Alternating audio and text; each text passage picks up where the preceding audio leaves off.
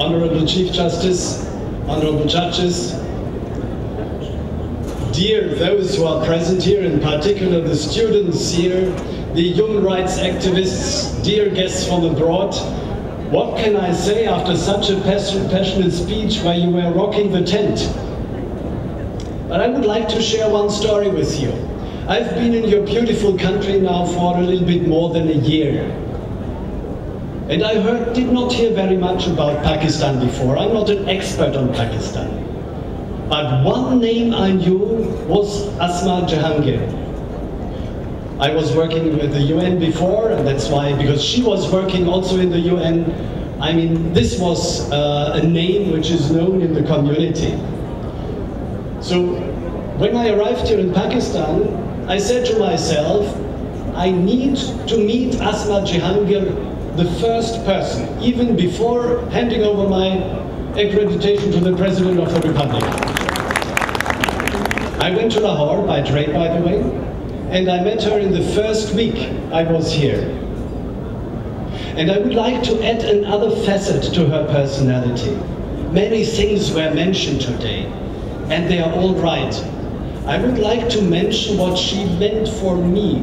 For me, she was a teacher. She was a teacher in humanity, but she was also the teacher of Pakistan. That's why I went there. And I spent a couple of hours with her talking about the United Nations and our joint experience there. And then she invited me for lunch. So she taught me, of course, about the variety of the Punjabi food here in Lahore. But she taught me about her work and about the vulnerable parts of society, about justice, and above all, and that's why I'm very happy to see this quote of her here, about the patience you have to have, the insistence you must have, but also the patience to knock and knock and knock and knock, and then you will be heard. This was a very important lesson for me. Number one, her approach to address difficult things. Because we as diplomats, you see, we are walking on a thin line when it comes to human rights. There are things which you have to do publicly, but there are things also which you have to do discreetly. So whenever I was in the last year in a situation where I had to make a decision what to do in terms of human rights, I thought to myself, before and after her passing, what would Asma Jehangir have done in this kind of situation? And she was always talking to me, sometimes personally on the phones, but most of the time with her thoughts, because what I learned from her. And then she took me to the field. Then we went to a community center here in Lahore. Then they showed me where those who are deprived of their rights are living. She showed me a community center of women who left their husbands and how they survived.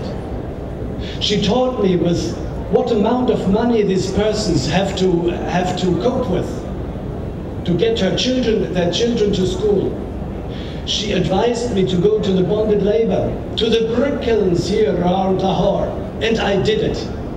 I just would like to say thank you very much. Thank you very much, Asma Jehangir, for teaching me this, for letting me have your insight. I deeply admire her courage, her truthfulness, but also I deeply admire what she taught me and probably also many of you during the time she was still alive.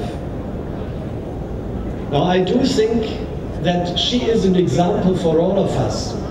And when the other day the Peace Nobel Prize was awarded to also a friend of mine and the Swedish ambassador who is sitting there, we were serving together in the Congo, Denis Mukwege, I thought, oh, Asma Jahangir would have been a true recipient of the Peace Nobel Prize. Now I'm truly thankful to Asma Jehangir and to all of you who continue their legacy. The family of Asma Jehangir, of course they cannot replace Asma Jehangir, but life is going on, and you can count on our support. You can count on our solidarity here, bringing human rights in Pakistan ahead. Thank you very much, Asma.